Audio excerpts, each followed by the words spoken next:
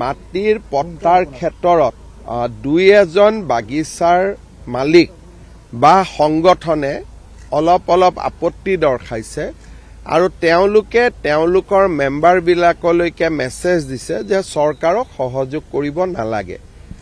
মই চাহ বাগিচাৰ মালিকসকলক এটা কথা স্পষ্টভাৱে কম যে বাগিচাৰ মাটি আপোনালোকৰ মাটি নহয়, এয়া চৰকাৰৰ মাটি। চৰকাৰে যেতিয়া ইচ্ছা তেতিয়াই মাটি ঘূৰাই ল'ব পাৰে। ইয়াৰ আইন বিধানসভাই পাছ কৰিছে। ইয়াত যদি আপোনালোকে বিৰোধিতা কৰে তেতিয়াহ'লে চৰকাৰেও আপোনালোকক কোনো ক্ষেত্ৰতে সহযোগিতা কৰিব নোৱাৰিব আৰু স্বাভাৱিকভাৱে শ্ৰমিকসকলে আপোনালোকক বেয়া পাব।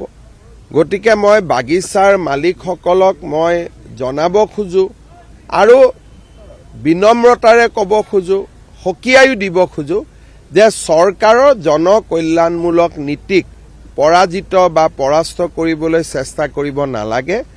বাগিচাৰ মালিকে যদি ডাঙৰ ডাঙৰ বাংলাত থাকিব পাৰে তেতিয়াহ'লে শ্ৰমিকেও সৰু জুপুৰিটোৰ ওপৰত অধিকাৰ পাব পাৰে আৰু এই অধিকাৰ আমি নিশ্চিতভাৱে দিম আৰু এই ক্ষেত্ৰত কোনোবাই যদি আমাৰ লগত যুঁজিব খোজে আমি যুঁজিবলৈ প্ৰস্তুত আছো।